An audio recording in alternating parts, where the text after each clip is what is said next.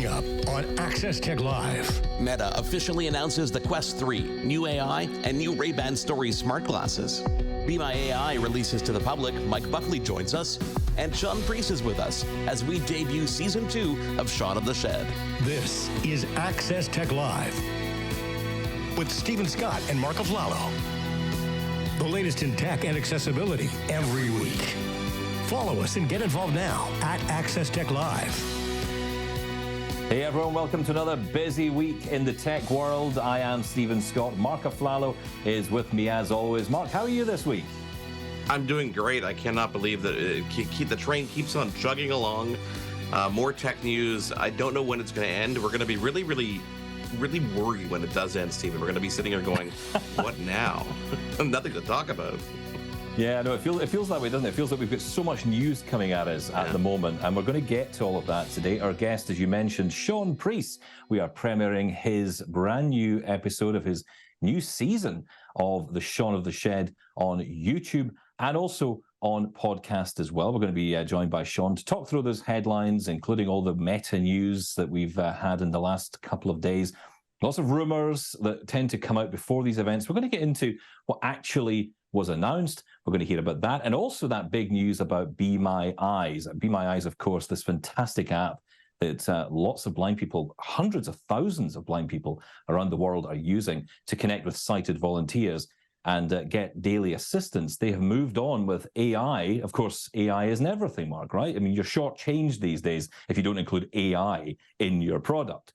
And that's exactly what Be My Eyes have done. So we're going to hear more about that today with the CEO, the chairman and CEO of Be My Eyes. Mike Buckley is going to be with us this hour as well, talking all about this new feature, what it means for blind and partially sighted people. So before all that, let's get into the headlines. Marc. Now, Access Tech Live headlines. Well, as we said off the top, this was Meta's week on the stage, the big stage in California, as CEO Mark Zuckerberg officially announced the Meta Quest 3, its third virtual reality headset, which features a higher resolution display, upgraded processor, and gives people access to mixed reality, which allows you to overlay digital items into the real world. Here is Meta CEO Mark Zuckerberg. So when you put on Quest 3, you see the physical room around you. Only now it is a canvas that you can bring your digital objects into the world. You know, Quest 3, it understands your space so you can play with the world around you. The new headset also featured upgraded cameras, a lighter design, and new depth sensor. It's available to pre-order right now, Stephen, and the Quest 3 starts shipping October 10th for only $699 Canadian dollars. Now, second up on Zuckerberg's list was AI. The CEO announced new personalized AI bots for different uses. Now, each personality is powered by a celebrity's image. So you got the likeness of Mr. Beast, Paris Hilton, Roy Choi, Kendall Jenner, Tom Brady, amongst many, taking on those personas. And each bot has a specialty like dance, sports, cooking, and will all be available through Facebook Messenger, WhatsApp, and a variety of other chat methods. So let's say you're planning dinner. You got Max the sous chef, who can help you come up with a recipe.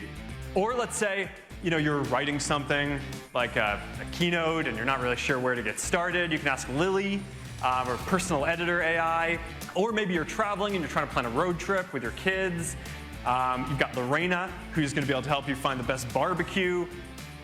Now, finally, Ray-Ban Stories smart glasses are getting a pretty interesting upgrade.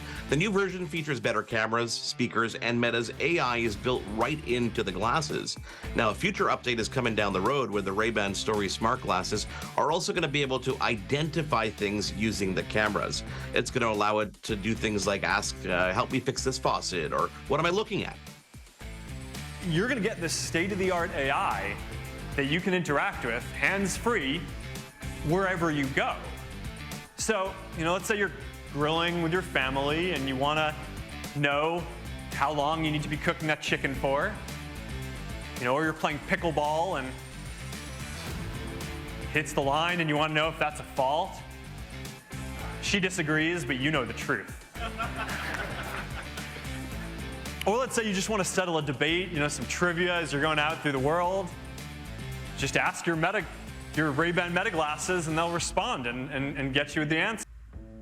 Now, Ray-Ban's updated stories are available to pre-order now as well, and they start at 369 Canadian dollars with delivery on October the 20th. Be My AI, the automated version of Be My Eyes, is officially out of private beta and available for everyone who wants to give it a try to do so. More on that a little bit later with Be My Eyes chairman and CEO Mike Buckley, but Buckley did say that development will always continue to evolve at a rapid pace. I want the community to know that, we are committed to incredibly rapid development and iteration here. Tuesday marked the release of Apple's latest Mac operating system a week after iOS 17, called Sonoma. Now, the free update includes a wide range of new accessibility features for vision, cognitive, and speech support. Among the list of capabilities are phonetic suggestions. Those will appear when you dictate or edit text via voice control. Animated images like GIFs that can be paused in Safari or Messages.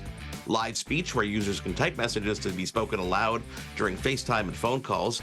And the ability to customize text size on Mac apps. And finally, the ability to connect made-for-iPhone hearing devices to your Mac. Tuesday also saw Microsoft rolling out their new integrated Copilot features in Windows. The new features bring Microsoft's ChatGPT-powered Copilot right to your taskbar and menus, available whenever you need it throughout the operating system. Here's Microsoft CEO Satya Nadella. Today, we're announcing Copilot, our vision for everyday AI companion for you. We are building Copilot into all of our most used products and experiences and allowing you to summon its power as a standalone app as well. From Bing and Edge to Microsoft 365 and the newest version of Windows. This week, we recognize WordPress Accessibility Day with a number of events held across the country yesterday and today. The goal of the day is to encourage and empower developers to think about embedding accessibility for all of their users. Now, WordPress is a popular blog creation company, grew from a simple idea into one of the world's biggest and most dominant content management systems. Currently, it powers over 43% of the world's websites. Maxwell Ivey is known to many as the blind blogger, as an accessibility advisor. He spoke at last year's celebration and explains why WordPress is so important to the disability community as a whole. The reasons for, my appreciation of them is frankly their sincere effort, because even from day one, 11 or 12 years ago, they have always been dedicated to the prospect of inclusion and accessibility for all users, not just the visually impaired, not just the hearing impaired, but they were even ahead of the curve when it comes to things like epilepsy and autism and neurodevelopmental diseases, and those people being able to not only access websites created in WordPress, but to be able to create their own websites in WordPress. And finally, Stephen, AirPods Pro 2, and of course the latest software update in iOS 17, added adaptive noise reduction to the new AirPods, which I believe you had a chance to experience. Is that true? Oh, yes. It's a fantastic feature. And this is one of these things that you often might think is an accessibility feature for deaf and hard of hearing people, but actually, you know what? It's for everybody. And I was out, I had the occasion of getting a train recently, and the assistant who was taking me to the train was on my left side. I normally ask them to walk on the right. I'm very fussy. But in this occasion, they were walking on the left, and I was holding their arm, and I had an AirPod in my ear. And I wondered, am I going to have to take this AirPod out in order to hear the person? But actually, no, because of this conversational boost feature, as I'm sort of essentially looking at the person or turning my head towards the person, the mic is picking them up clearly. The microphones inside these devices are incredible. And even on a crowded train, that noise of being on a train or even on a plane is dulled down considerably. This can be great for people with autism. You often find there's the children, especially with autism, often wear these big, heavy headsets that they have to wear. But you can actually use AirPods or even the AirPods Max to accommodate children with autism and even older people with autism as well. So, really great set of features which are built with the disability community in mind, but of course benefit all of us. So yes, I love it.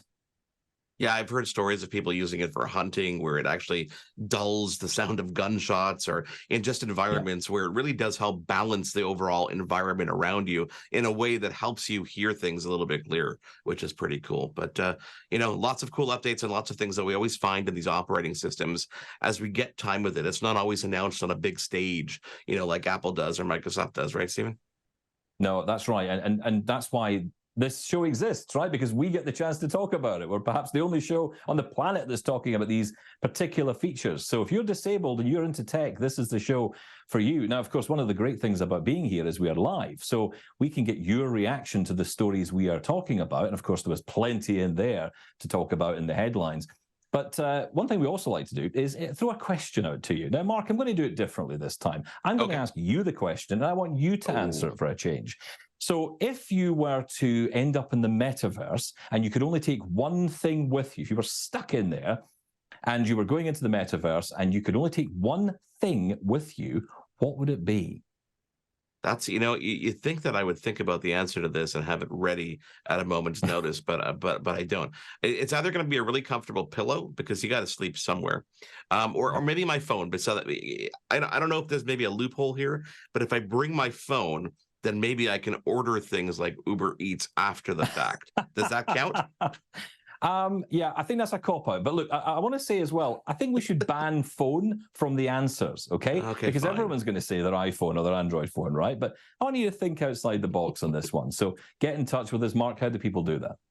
Well, of course, you can connect with us on social media. It is at Access Tech Live on all social media platforms, Twitter, Instagram, Facebook, et cetera, et cetera. You can also email us. It's feedback@accesstechlive.com as well, and you can get involved. Again, the question is, if you could only bring one item with you into the metaverse, what would that item be and why? And as Stephen said, no phones. Coming up, we're going to break down the headlines with the co-host of the Double Tap Daily podcast, Shaun Preece. He is with us next. We want to hear from you. Follow and get involved at Access Tech Live. We'll be right back.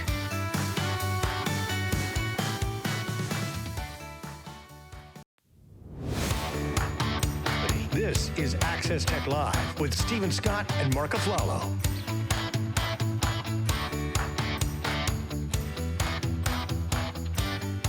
Welcome back. This is Access Tech Live. I'm Stephen Scott. He is Marc Aflalo, and we are joined today, Mark, by let's just say my other half when it comes to the daily radio show.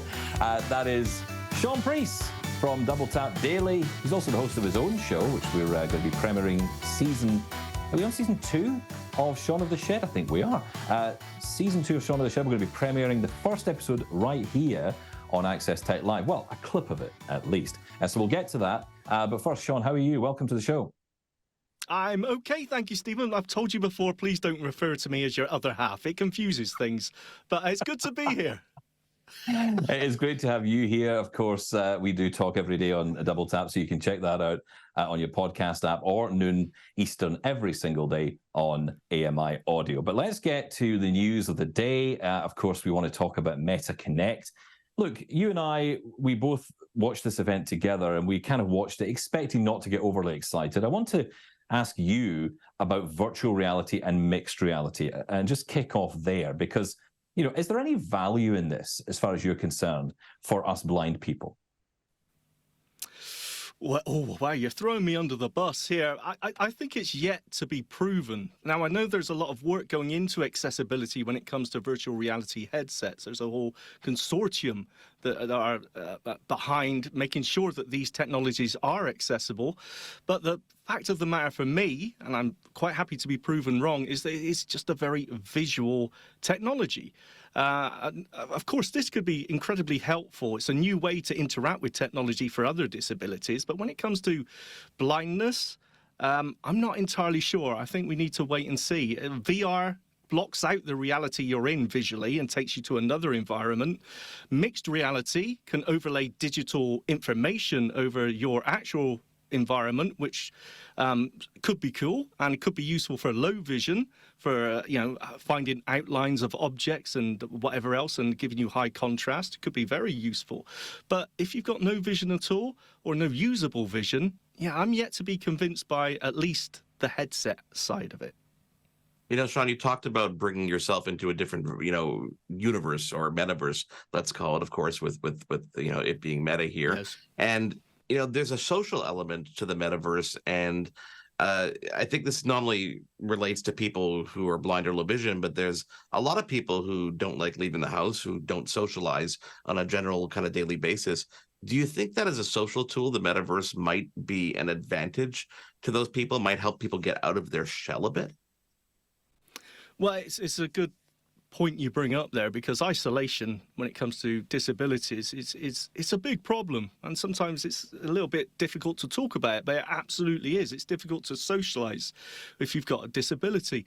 So social media in general, I think, it can be a good thing. It can also be a negative thing, but on the whole, if it can get you in contact with people, I think it is a good thing. And the metaverse has the possibility and the potential to get so many people together in a kind of unique way that we haven't seen before. Again, it's just early days, and it's really difficult. It's like when the iPhone or touchscreen smartphones were first released.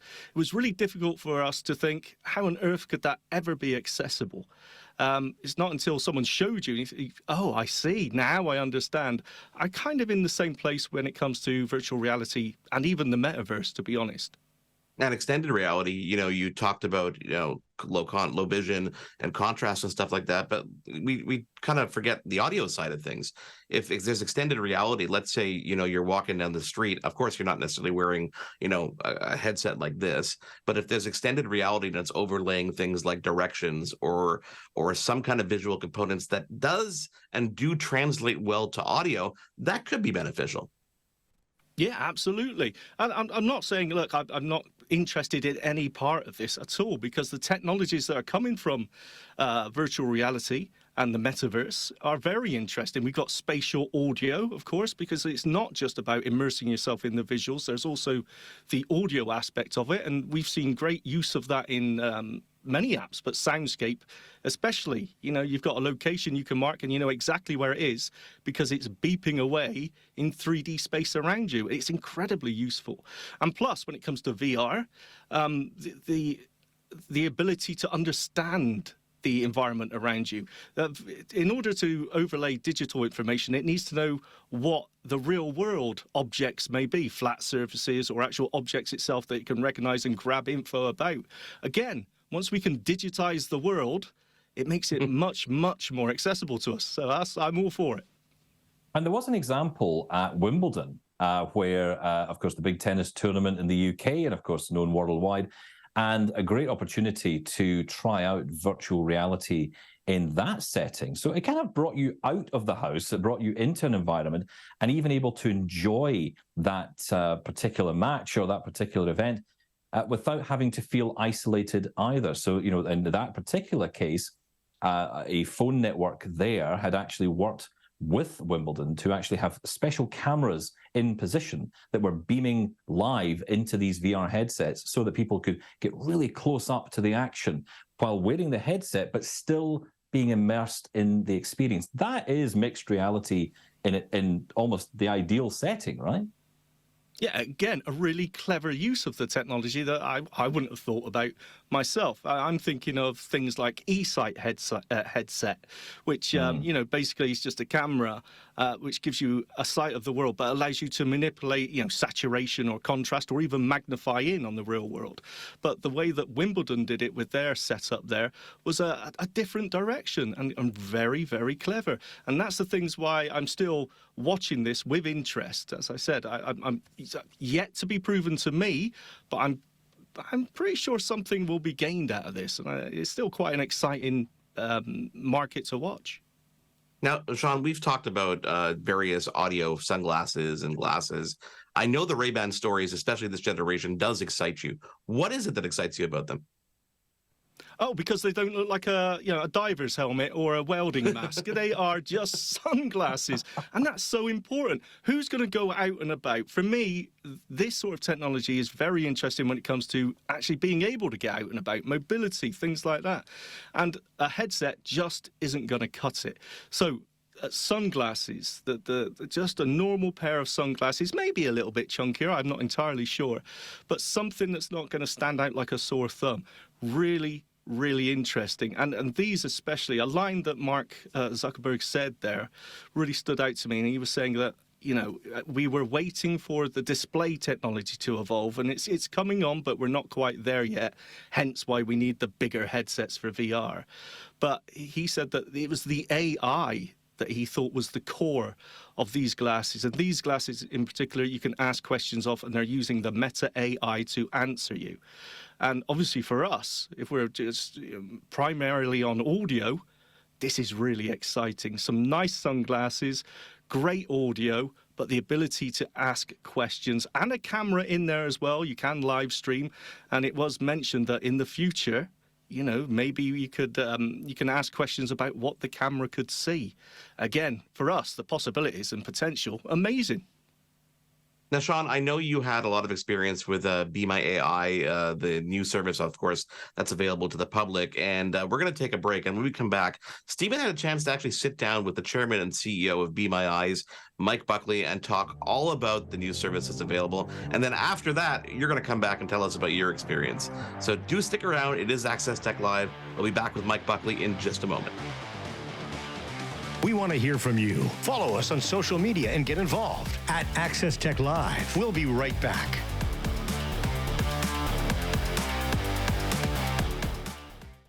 The latest in tech and accessibility. This is Access Tech Live with Stephen Scott and Marc Aflalo.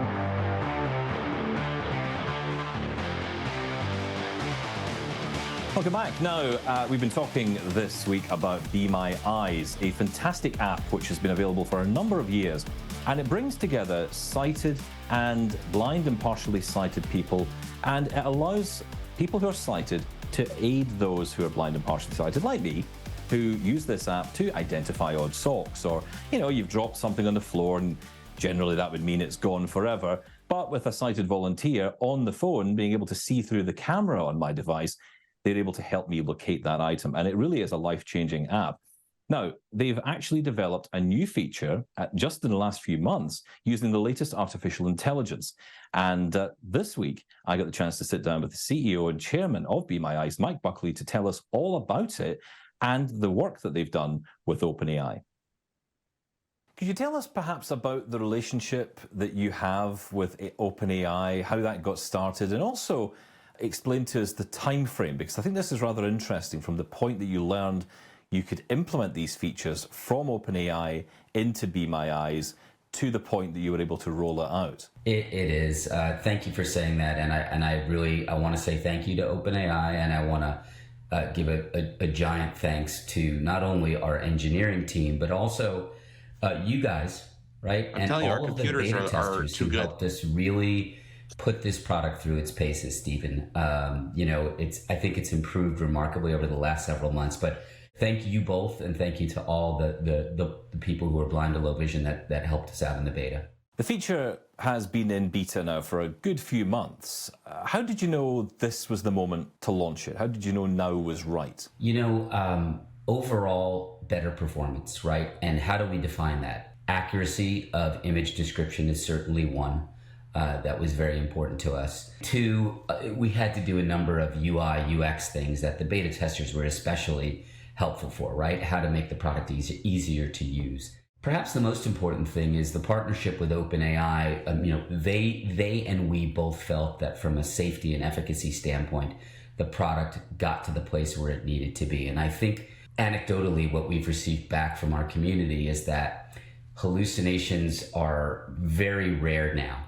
Whereas I think they were a little more frequent in the beginning. And thankfully, OCR, you know, and reading text generally has dramatically improved as well. And so I think that we're confident that the product almost all the time will perform in a manner that we think our community deserves. You did take a long time to launch the feature fully. Be My Eyes is used by hundreds of thousands of blind people every single day. Was losing trust a concern if it wasn't right? Yeah. It's, I mean, it's everything, right, Stephen?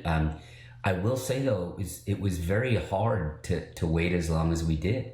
and it was only, 4.5 or 5 months, I guess. But, having seen the difference that this can make in people's lives, we had a sense of urgency about wanting to get it out there because of the utility of it. The passion of the community around this product is frankly unlike anything I've ever seen. I have been lit up more than once by members of our community for various things, not the least of which is, going off the cuff and saying, hey, let's admit 5 people to the beta test who are listening to Double Tap, which I did with you guys a couple of months ago. And I heard from a few folks about how that maybe wasn't fair to people who had been waiting, which was good feedback. That wait was difficult because we did have a sense of urgency, but I think we feel very good about the product right now. We're still open to feedback, and I'm sure it will come in a voluminous fashion. I want to talk a little bit about privacy concerns, because of course that is real across this new emerging world of artificial intelligence, right? We're all concerned about privacy. But interestingly, one area where OpenAI was trying to make sure privacy was number one was by blurring faces. And this actually created a barrier to the blind community who wanted to access their photos in more detail. And you got quite a bit of feedback about that. Yeah, I would put the word fixed in quotations. I think it's really important that we have to be honest with people, right? The reality is, in the overwhelming majority of places globally, robust facial descriptions and human descriptions will be available, and we're incredibly excited about that. However, there will be, and there are, certain geolocations where faces will be blurred. And I want to be transparent about this. Illinois is one place where the facial description experience will not work in the near term. They have a 15-year-old law, the Biometric Information Privacy Act, that prohibits using biometric scanning to identify faces. Now, we don't do biometric scanning, right? It's not facial ID. What we do is, and what OpenAI does, is facial description. However, that particular law has resulted in past litigation that's cost companies literally hundreds of millions of dollars to defend. And even though we don't identify faces, and even though we believe our descriptions did not violate this Illinois Act. But this is something you've managed to sort out, right? We are taking a cautious approach initially to protect the service for the millions of people who are blind and low vision that are going to use it. And we're going to try to work with Illinois and any other jurisdictions that have laws that may pose a question as to, whether or not it's legal to give these descriptions of faces. And so, in Illinois, the experience will not be the 100% experience. And I'm disappointed by that, but it's a necessity. And we're going to be transparent and honest about it. And we are going to be talking to legislators in Illinois and hopefully getting some type of a carve out there. I'm sure it'll take longer than all of us want. When I started reading some of the things publicly on Twitter, Facebook, elsewhere, that, where there was anger when the faces were blurred, my initial instinct was a little bit of defensiveness or, hey, come on, this is OpenAI's product. They were doing this and we're just trying to do what we can for the community. But you know what? The more people you talk to, you understand the passion, right? And the desire and frankly, the need for that description, that it's not enough just to build a good product, that we also have to keep in mind advocacy all the time as well. So how are you feeling today now that the feature is available widely? Well, again, and I appreciate both of your help on this as well as the community of beta testers. Look, I'm incredibly excited. We still want your feedback, and there are many ways to do that within the app. I want the community to know that, we are committed to incredibly rapid development and iteration here. And I do want to thank our CTO, Jesper, and our team of engineers. These folks haven't slept a lot in the last few months. The good thing is they're happy about it, but I want to thank them a lot for their efforts. It's been an exciting process. At the core of Be My Eyes, it's all about people. What is the role of volunteers going forward? Well, Stephen, as you know, it started out as a volunteer service where someone who's blind or has low vision, through a quick press of a button or a voice command, can be connected with a human volunteer to help with their sight needs. So, You're trying to find your green sweater. You're trying to set a thermostat. Where's the tomato soup amongst the cans in your kitchen? And that volunteer then describes that image to you. What we've done today is now launch globally a means for you as a blind or low vision user to get that information on your own through artificial intelligence by pointing your phone, clicking one button to take a picture, and getting a robust visual description of what's in the camera angle. And so it's really an evolution and extension of the initial purpose of the app, which was to provide assistance with sight. And now our community is hopefully empowered to do more of this independently on their own when they choose to do so. Now, everyone will want access to this immediately. When can our viewers expect to get access to this feature? You're rolling it out over the next few weeks, right? Yeah, it's first of all, thank you to OpenAI. They have been remarkably great to work with. We are a very small fish in an enormous pond that they're playing in right now, but they've been great to us. We had our first conversation in February about this. We launched it together 6 weeks later in March, and now 4.5 months later, we're launching it to the world. And so the relationship has been excellent, and I can't thank them enough. I can only imagine what kind of week it has been for you. Congratulations on the launch. Do come back soon and tell us more about it. That was Chairman and CEO of Be My Eyes, Mike Buckley. Great to talk to him this week, and of course, a fantastic week for this app. And like Mike says, you can expect this feature to roll out over the next couple of weeks. So if you haven't got it yet, don't worry, it is coming.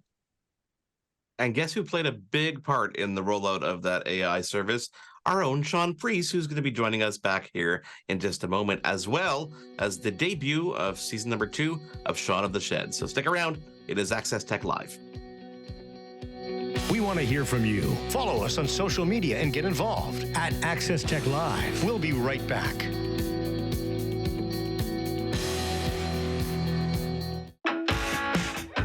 The latest in tech and accessibility. This is Access Tech Live with Stephen Scott and Marc Aflalo. Hey guys, welcome back. And we are back here with Shaun Preece, who is joining myself, Stephen Scott, and Marc Aflalo here on Access Tech Live this week. Shaun, you've just heard the interview from Mike Buckley there, of course, Chairman and CEO of Be My Eyes. Now, you had the chance to get onto the beta early. It's been out for a good few months now, 4.5 months, I think Mike said. What were your takeaways, in particular, in terms of the evolution of this app, right? Because you saw it from the very beginning and to where it is now, or at least this feature within the app. Yeah, absolutely. It was really interesting, actually, because this is the first beta program I've been involved in where there was just so much interest and so much passion from the developer as well, in the form of, weekly meetings and constant communication. And Marc said, yeah, I had something to do with it. I really didn't. I was a very small part. I was just someone who participated in that beta program. But there were some people on that program who lived and breathed this because they could really see the potential of it, and some incredibly smart contributions about the prompting, about how it should almost the personality of the AI in Be My AI, how it should present itself, and it was absolutely amazing. It was I'm not saying that other developers aren't interested in the beta, but it was just the sense of interest from Be My Eyes, and everyone there was absolutely amazing. It was a really good experience. Tom, was there anything that caught you by surprise or gave you any light bulbs going off over your head when you used the service? Was there anything that surprised you in terms of just the way it worked? Yeah, absolutely everything. Yeah, it's really hard to describe because I was telling people on the launch day, I was saying, oh, you've got to try this app out. And they said, well, okay, so what does it do that's different from other apps, Google Lookout or Envision or Seeing AI? It's hard to explain. It's just a case of just try it and then you will see. There's so many deep and personal things I've seen posted about people using Be My AI, about them looking at their own personal photos or, a picture and a description of the smile on their newborn child. And for me, I totally understand that, but I also had an emotional feeling when I was able to read the takeaway menu on my own, and then not only that, I was able to say what's the dishes that contain chicken or whatever. Now, I'm being a little bit flippant about that, but quite honestly, the ability to do that on my own and not feel like I'm burdening someone to read a menu out to me, and taking a picture of a top of yours, a T-shirt, and being able to drill down into the details of not just it looks like a black T-shirt or a blue T-shirt, but, being able to drill down into the logo that's on there or the text that's on there. And when you take a picture of a scene in your home, for example, getting not just the object recognition, which everything can do, it's a settee and there's a lamp, but it's a cozy room and this person looks happy and things like that. That's the extra thing that AI gives you that you don't get with anything else. And it's just absolutely amazing. Every time you try it out and you ask a question, you think it won't know this. I'm gonna stump it here. It's got no idea. And it comes back with something and you go, wow, it's amazing. It is amazing, and as from one blind guy to another, right? We use this and we learn a lot more about our environment, which is cool. But of course, this is in a way limited. You might argue that's great, but it is limited to pictures at the moment. Where do you see this going, and what would you like to see next out of this capability of AI and images and photos and all of that? Oh well, yeah, definitely. It's going to be video, isn't it? That's the thing for me. Again, mobility is a huge issue if you're visually impaired, and being able to have the amount of detail and emotion and context and whatever else that you get from a picture, if you can get the same sort of thing from video, from a live camera feed, from a wearable that you're wearing. We've got the 10-yard problem of trying to find entrances. GPS can get us to a building, but if we can use something like Be My AI to say, okay, the door appears to be just to your left and about 10 feet, but getting that in real time and updating as you're moving towards it and moving around, that's going to be fantastic. And I think it will happen. I definitely think it's going to happen. And I think, Shaun, that if you think about the show today, talking about Ray-Ban stories and how we could potentially see some kind of synergy with a service like Be My AI, imagine that out in the real world. That is just a whole next level in the kind of things that could be done. But you know what? Every month, you're going to be joining us to premiere the next episode of Shaun of the Shed. Can you tell the audience what Shaun of the Shed is, who it's meant for, before we kind of dive into it? Oh, wow. What is Shaun of the Shed? Everyone asks me that. What is it? Well, it's just something where I'm showing just how useful technology can be to anyone, really. But, in my case, I'm a blind person, so I'm showing just what I use technology for. And it's just adding to the resources that are out there. The more people that we can let know that technology isn't scary, it doesn't have to be frightening, and it can enable you to do things that you would otherwise have to ask for sight assistance. That's basically what I'm trying to do. I'm trying to just present it in a more, I want to use the word accessible, but I mean that by friendly, less jargony way. So that's what I'm aiming to do. If I'm succeeding or not, then they'll have to tell me. But yeah, the aim is just to get the information out there and just show what technology can do. But without further ado, we're going to throw to that episode right now. There's obviously a longer version with all the details in it on YouTube, but we'll tell you all about that in just a second. So here's a little taste of this month's episode of Shaun of the Shed. Smartphones are great. Of course they are. We all know that. In fact, many of us have replaced our laptop or desktop computer with just a smartphone. But if you want to do anything more than just a short email or short text or insult your Facebook friend, the on-screen keyboard just isn't going to cut it.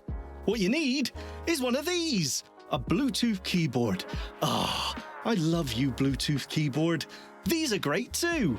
With one of these, you can write a novel on your smartphone if you wanted to. But more than that, because it's not just about text entry, you can also navigate and interact with your smartphone with a Bluetooth keyboard. They're great when you're commuting or traveling and you want to get some real work done on your smartphone. There is one problem. It's huge. They're just too big. You can't just slip one in your inside coat pocket or in your jeans pocket. Well, not unless you're MC Hammer or Coco the Clown. It's just too big. Let me introduce you to the Hable. Shaun of the Shed, an AMI original podcast. Welcome back to Shaun of the Shed. I am Shaun Preece. This is my shed, and this is the show where I talk all about the technology that can be so damn useful to us as blind or visually impaired people. And yes, in this episode, I want to talk about the Hable One. What is it, and why do you need one? They call it a Bluetooth controller or a smartphone keyboard. And that's exactly what it is. It's just the same as when you use a Bluetooth keyboard with your smartphone. You can use it to enter text or just navigate and interact with your smartphone, be it an iPhone or an Android phone. It's just like a Bluetooth keyboard, except there's far, far fewer keys on the Hable One. In fact, there's only 8 buttons on the device. It's roughly 5 inches by 2.5 inches, but it's just thicker than your standard iPhone or Android phone because it's about just under an inch thick, I would say.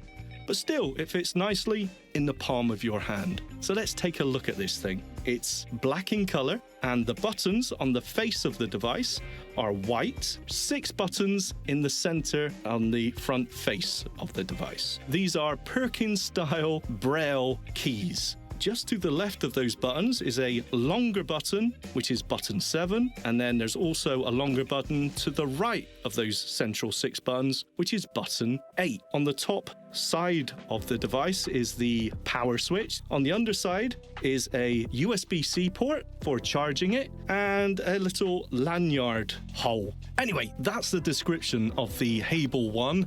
I suppose now we should talk about the elephant in the room, and that is, how can 8 keys possibly replace the keys on a Bluetooth keyboard? Again, I suppose this takes us back to the discussion of, is this a Braille device? Yes, this is a Braille device because the way you enter text and control it is through the Braille keys. If you're not a Braille user, don't be frightened off. At least I would say give it a go, because it's surprising how you can pick it up. And if you are, then definitely you're going to love this thing. Now, to use it, you hold it between 2 hands with the buttons facing away from you. You'll find that your thumbs naturally rest on the top next to the power button. You also find that your fingers on both hands just naturally rest on those 6 Braille buttons. Type in text as you would expect, fairly straightforward. Once you pick up grade 1 Braille, it's okay, it's absolutely fine. But also use those keys to navigate around. For 99% of the things you want to do with your phone, I'm pretty sure the Hable One has a command for it. And it's all about, the more you use it, the more you pick up these commands. And there's so many resources available on the Hable website. They have a YouTube channel with lots of tutorials on it. Anyway, that's enough talk. Let's get on to actually using this thing. As I said, this does support both iPhone and Android phones. And out of the box, you simply power on and you will see this device, the Hable One, in your Bluetooth settings of whatever device, your Android phone or your iPhone. Go to the Bluetooth settings, and in there you will see the Hable One. Simply double tap to connect to it. And the Hable One itself will determine and detect what operating system it's connected to, either iOS or Android, and set itself accordingly. I will say as well, which is something I really love, is that if you're switching between an iPhone or an Android phone, you'll find that most of the commands that you learn for navigating around are actually the same on both devices, so you don't need to learn separate commands for an iPhone or an Android phone. It's great. Now look, obviously when it comes to all of these devices which are specifically or targeted at or designed for even the visually impaired, we all know there is a price involved. There's supply demand, a smaller market, R&D, smaller companies. I totally understand that. But that doesn't take away from the fact that, yes, this can do everything a Bluetooth keyboard can do in a much smaller package, but then you are paying for that privilege, so it is something to keep in mind. If you want to find out more, you can go to iamhable.com. That's their website. iamhable.com. Now, I mentioned it will work on iPhone and Android smartphones, but also on that website, it mentions, of course, it would work on tablets as well, which I don't see any reason it wouldn't, but I haven't been able to try that out. So any Apple tablet or Android tablet, you should be able to use this with as well. Shaun Preece, and thank you for being with us this week. A pleasure to have him, as always, and he'll be back, of course, with the next episode of Shaun of the Shed in a couple weeks' time, or 3 or 4 weeks' time. If you're interested at home and checking out Shaun of the Shed, you can find that on YouTube, youtube.com/@Shaun of the Shed. On social media, he is at Shaun's Shed, and Shaun is spelled SHAUN. Coming up, we're going to field your responses to our question of the day. What are you bringing into the metaverse? Well, we'll find out after a quick break here at Access Tech Live. We want to hear from you. Follow us on social media and get involved at Access Tech Live. We'll be right back. The latest in tech and accessibility. This is Access Tech Live with Stephen Scott and Marc Aflalo. Hey guys, welcome back to nearly the end of the show. I am Stephen Scott. Marc Aflalo is with me as well. And Marc, of course, the great thing about doing this live every week is we get the chance to find out what our viewers are saying. And we have put a very specific question out this week. And tell us the question. I can do that. It's if you could only bring one item with you into the metaverse, what would that item be and why? And Stephen, you added the little caveat: it cannot be your phone. So yes, we can, sorry. Yeah, I mean, sorry, obvious reasons, right? Your phone. Why would you want to bring your phone with you? But here's a good one. Everyone's going to say phone, right? Everyone's going to say, "Oh, bring my iPhone," and then it's like, "Oh, that's easy." No. I want to make this difficult for people. Yeah. Well, I think Kathy Ann might have one on you because she writes, "If I were off to the metaverse, I'd bring my Quest VR headset." In the metaverse, right? It is a metaverse, right? So I feel like I could use it to keep in touch with the real world. That's a spin I never thought of. I did not think of that one. No, that's good. Thank you for that, Kathy Ann. Leanne 22 writes, I would bring a sleeping bag. Yes, I know it's a digital universe, but there's no replacement for a good night's sleep. Very true. You must get your sleep at night. Well done, Leanne. I mean, that kind of goes with my whole, pillow idea. I think you need to get a good night's sleep.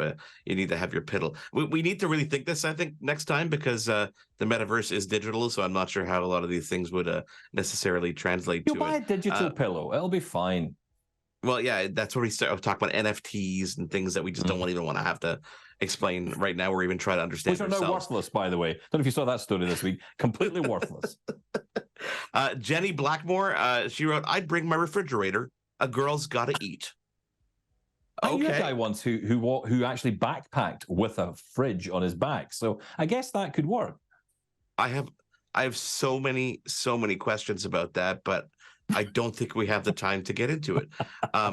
Wow, that's absolutely insane. A refrigerator. How do you keep that charged? Well, hey, listen, you can buy ones now that are USB powered. That's a thing. Solar? Of course, you can get them really small. Yep. So, it's possible. I know that a lot of people have them in their cars. That can be a thing. But, you could even have a USB one. You could charge it up with a little USB charger. I've just thought of great ideas for the summer next year. Okay, we're gonna have to write those down and definitely get to them on a future show. Stephen, as we head into the weekend, I want to take a moment to recognize the Third National Day of Truth and Reconciliation. It's a day where Canadians reflect upon the experiences and the history of First Nations, Métis, and Inuit communities in Canada. And of course, here in Access Tech Live, we're going to do that by this, kind of staying with the spirit of the show, which is recognizing just some, because we don't have time for all of them, of the Indigenous technology that continues to be used today to improve human lives. Everything from snow goggles to chewing gum, from the toboggan to the kayak, and the active ingredient in today's most commonly used pain relief to a cure for scurvy. If it wasn't for these innovations and inventions and more, we would not be as advanced a civilization as we are today. Thank you guys for being here on this edition of Access Tech Live. Thank you to Shaun Preece. Of course, if you want to check out Shaun of the Shed, you can do that right now. It's up. We're going to post a link on our social media. On behalf of Shaun Preece and Stephen Scott, I am Marc Aflalo. We're excited to bring you more tech news next week right here on Access Tech Live. So join us again, will you? Thanks for watching. Thanks for tuning in to Access Tech Live. Follow us online at all social media at Access Tech Live. Email us feedback@accesstechlive.com. Hosted by Stephen Scott in Glasgow and Marc Aflalo in Montreal. Written by Stephen Scott and Marc Aflalo. Live show director, Anastasia Spalding-Stenhouse. Technical director, Caitlin Robinson. Audio, Jordan Mulgrave. Live graphics and playback, Kingsley Juco. Graphics coordinator, Eliza Rocco. Integrated described video specialist, M. Williams. Supervising producer, Michelle Dudis. Copyright 2023, Accessible Media, Inc. An AMI original production.